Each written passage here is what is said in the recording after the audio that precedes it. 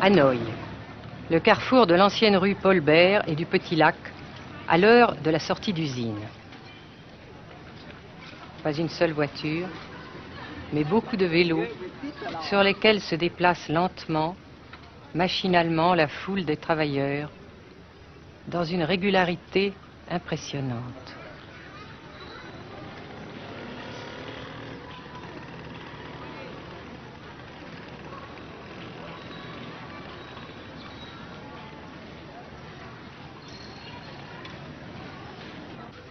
La sensation que ce pays est anormal ne nous a pas quittés au Nord-Vietnam.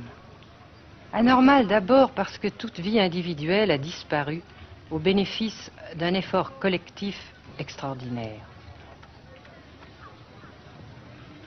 Dirigé d'une main de fer à l'intérieur d'un dispositif de sécurité draconien.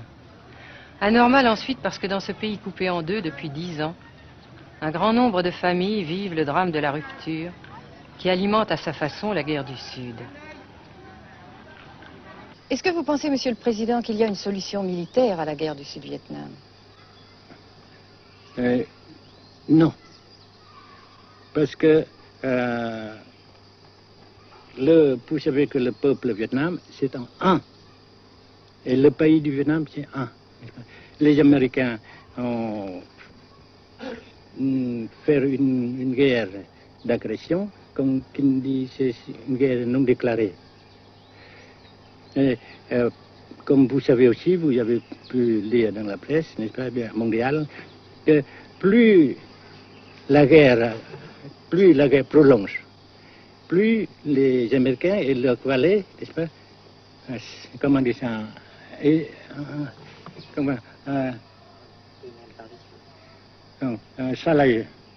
s'enliser, hein? Et plus ils supportent des échecs, comme vous savez récemment, n'est-ce pas? Par conséquent, la guerre ne peut pas durer éternellement. Et je suis très heureux que les politiciens haut placés français ont reconnu cela. Vous pensez que le général de Gaulle pourrait en quelque sorte, à un certain moment, arbitrer le conflit? Arbitrer, qu'est-ce que vous comprenez par le mot arbitraire? Nous ne sommes pas des équipes de football. Hein? Mais au-delà des accords de Genève, si je ne me trompe, une idée du général de Gaulle est la neutralisation de tout le sud-est asiatique. Est-ce que c'est une idée qui vous semble intéressante? Comme j'ai déjà dit quelquefois, c'est une idée intéressante. Mais ça dépend encore une fois de la volonté de ces peuples et la manière comment on procède à réaliser. C'est une grande question, n'est-ce pas? Et je ne peux pas dire que je suis d'accord. Et je ne dis pas que je ne suis pas d'accord, n'est-ce pas? Mais parce que vous dites, par exemple, vous dites fleurs. Fleurs, il y a beaucoup de sortes de fleurs. Il y a des roses, et des blanches, des rouges, etc. Et il y a qui sont bons et d'autres qui ne sont pas bons. Mais on dit fleurs. Monsieur le Président, nous avons constaté avec chagrin qu'au cours de notre voyage au Nord-Vietnam, que l'influence française était devenue à peu près inexistante dans votre pays. Les moins de 25 ans ne comprennent plus du tout le français. Et je me demande si, à votre idée, des rapports peuvent se rétablir tels que la France continue à jouer une sorte de rôle culturel ici. Avec la France, surtout, et avec tous les autres pays. Nous voulons avoir une coopération amicale, culturelle, économique, etc.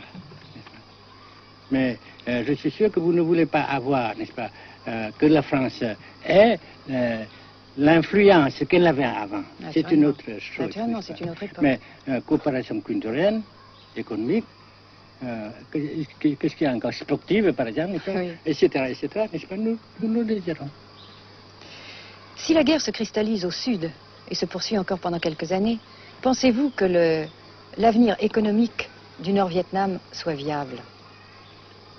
Je suis sûr que c'est non seulement viable, mais ça progresse. Parce que vous avez vu vous-même, vous avez constaté vous-même qu'ici, nous travaillons beaucoup, notre peuple travaille beaucoup, avec abnégation, n'est-ce pas, et avec dévouement, avec enthousiasme. Et d'un côté, nous travaillons pour, comment dirais-je, pour, principalement, n'est-ce pas, de nos propres forces, et aussi nous avons, n'est-ce pas, l'aide fraternelle des pays socialistes, n'est-ce pas. Alors, nous, jusqu'ici et après cela, n'est-ce pas, nous avons déjà réalisé des progrès. Pas très comme nous voulons, mais nous avons réalisé des progrès.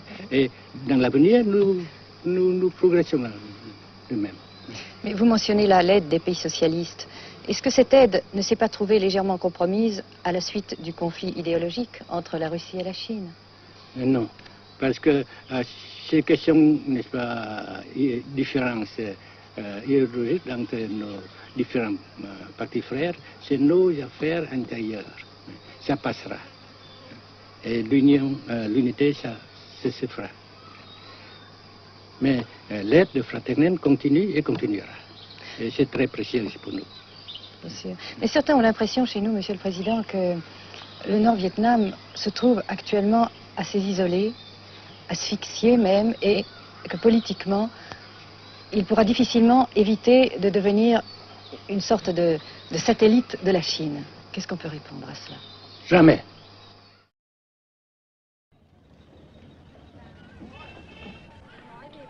À Hanoï, la vie continue, malgré les alertes, malgré l'évacuation de plus de la moitié des habitants. Les petits magasins de la rue de la Soie sont pour la plupart fermés. Seule la trêve du Tête et ses fêtes de famille devaient redonner pour quelques jours un peu d'animation à la ville, avec la traditionnelle branche de pêcher en fleurs, symbole du nouvel an lunaire et du printemps tonkinois. La trêve, malheureusement, ne fut qu'un espoir déçu.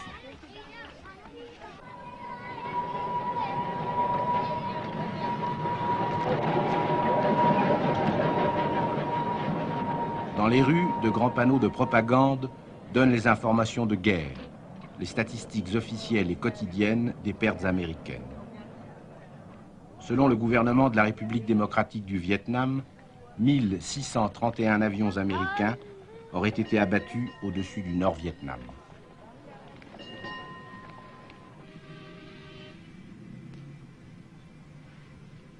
Le grand pont d'Oumer, construction métallique de 2 km de long à la sortie nord-est de Hanoï, assure toujours la traversée du fleuve Rouge.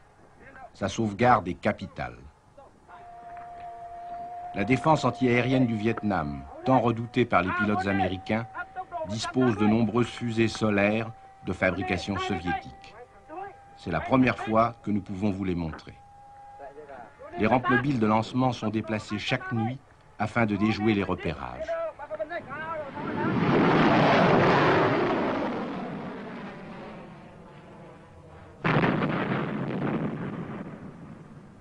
Selon les milieux officiels de Hanoï, 54 avions de l'US Air Force auraient été abattus en 1966 par la seule défense antiaérienne de la capitale.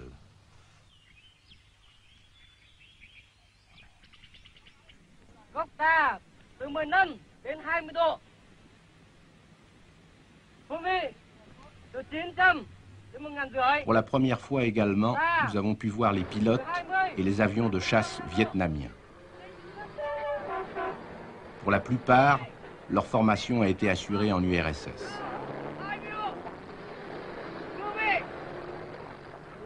L'état-major des forces aériennes du Vietnam se défend d'utiliser des pilotes ou des spécialistes étrangers. Les MiG-17 et 21 participent de plus en plus nombreux à la défense du Nord-Vietnam. Les résultats des combats aériens sont mal connus et contradictoirement mentionnés dans les communiqués vietnamiens ou américains. Le général Vo Nguyen Giap, ministre de la Défense, a répondu à nos questions concernant le point de la situation.